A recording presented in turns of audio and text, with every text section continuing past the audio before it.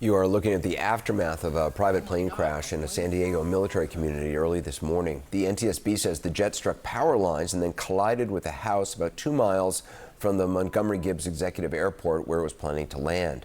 A number of vehicles caught fire after jet fuel rained down on the residential street. 6 people were on board the Cessna 550. The San Diego Fire Assistant Chief believes no one on the aircraft survived.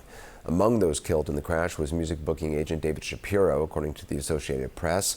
A fire official said it was foggy at the time of the crash, and air traffic control recordings show that the weather system was not working at the airport where the plane was attempting to land.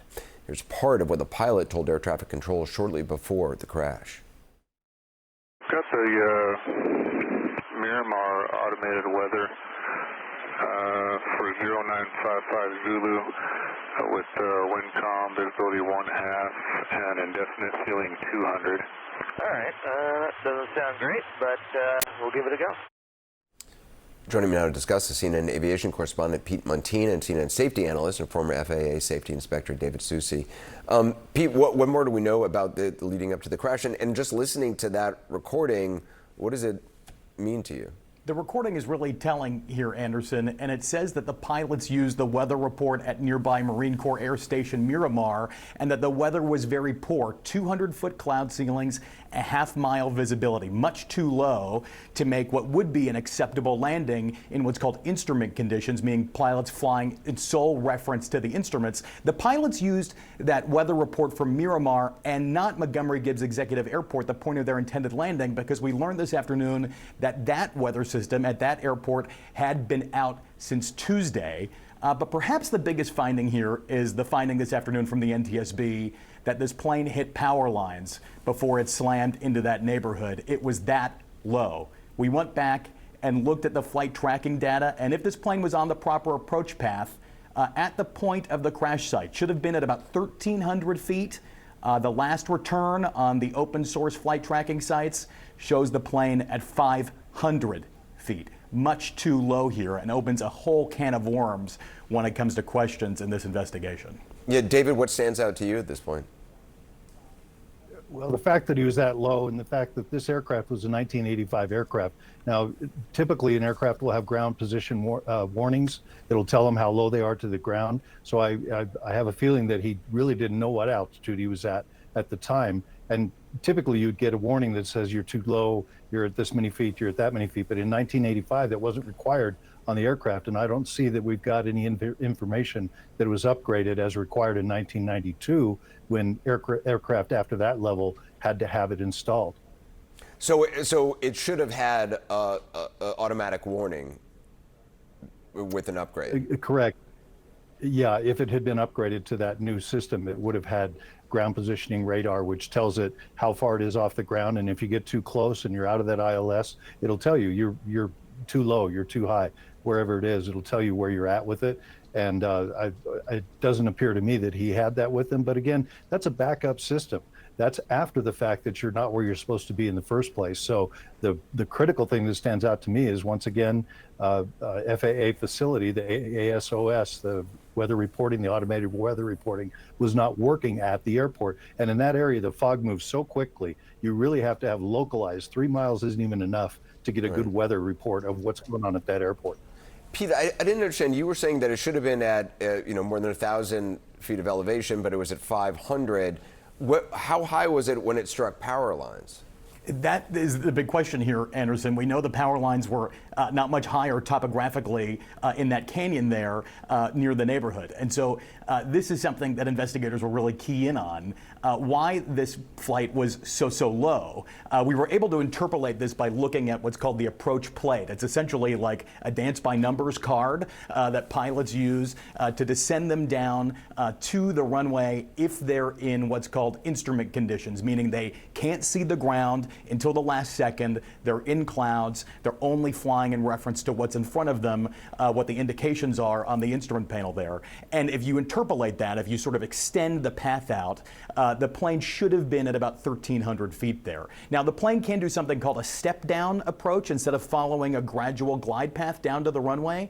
But even still, the weather report at the time exceeds the minimum, meaning that there's a legal baseline that the plane can't continue into if the weather is so bad. This weather was below the minimum, meaning that it couldn't have gone in there. This flight theoretically should have landed at what's called an alternate, meaning divert to another airport where you can make a successful landing, play the ace, find a place that has a better weather condition, and land there. Pete Montine, David Susi, thanks very much. We'll try to learn more. The death toll likely set to rise from a fiery plane crash in a California neighborhood. Officials saying tonight at least 2 people are dead, but the NTSB just revealing 6 people were on board the small private plane that crashed into a San Diego neighborhood. The impact destroying homes and vehicles.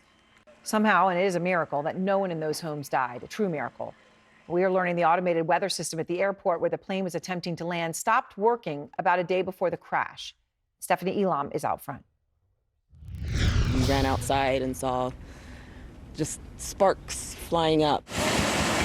A private business jet crashing into a dense neighborhood roughly 6 miles north of downtown San Diego in the early morning fog after hitting power lines about 2 miles from the airport where it was going to land. That's according to the National Transportation Safety Board. We got multiple explosions over here. We're doing evacuation. We got multiple houses on fire. The crash setting at least 10 homes on fire and burning cars up and down the street. First responders arrived on scene just minutes later, rushing to put out the flames and search the homes. We're going to probably have several hundred people evacuated. The FAA says there were 6 people on board the plane which disintegrated on impact. Among the dead, music booking agent David Shapiro, who owned the plane, according to Billboard magazine. Authorities say they are still making further identifications. Jet fuel spilled across multiple blocks in one of the largest military housing units in the world, according to Navy officials. Front yards are completely saturated with fuel. It's extreme caution doing evacs. The jet was heading toward the small Montgomery Gibbs Executive Airport in San Diego just before it crashed. Visibility, according to weather data, was at about half a mile at the time of the accident. If you look at the path that it took behind me here, you can see that its trajectory came through this direction, took out the front of that house, and it ended up here to the right behind me. The pilot, checking into air traffic control, was told the weather station wasn't working, but was given weather data from a nearby airport. Doesn't sound great, but we'll give it a go. No emergency was reported before the crash. And officials say that really what happened in the middle of the night, I think it was before 4 a.m., that these neighbors really came to the aid of their neighbors to help them get out of these homes like this one, which is the most densely impacted, to get them out. And the smell of jet fuel is still very strong in the air here. And that's a large reason why a lot of these homes are still evacuated, as they will continue to process this and get more information on what happened here in this very densely packed community in San Diego. Aaron? It's hard to hear those final words from the pilot. All right, thank you very much, Stephanie, and miracle for those on the ground. Turning now to our national lead, residents of a military neighborhood in San Diego woke up to a horrifying scene of fire and destruction this morning after a private business jet struck power lines just moments before attempting to land. At least 8 were injured. 2 people were killed, including a well-known music booking agent, David Shapiro. CNN's Stephanie Elam is at the crash site in San Diego with new details. We ran outside and saw just sparks flying up. A Cessna Citation business jet crashing into a military housing neighborhood roughly 6 miles north of downtown San Diego in the early morning fog.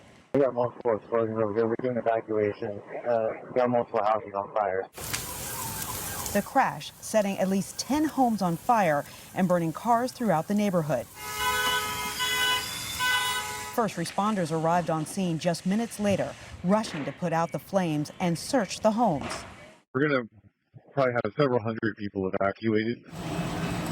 At least 2 people on the plane died, and authorities say they are still making identifications and investigating how many people were on board.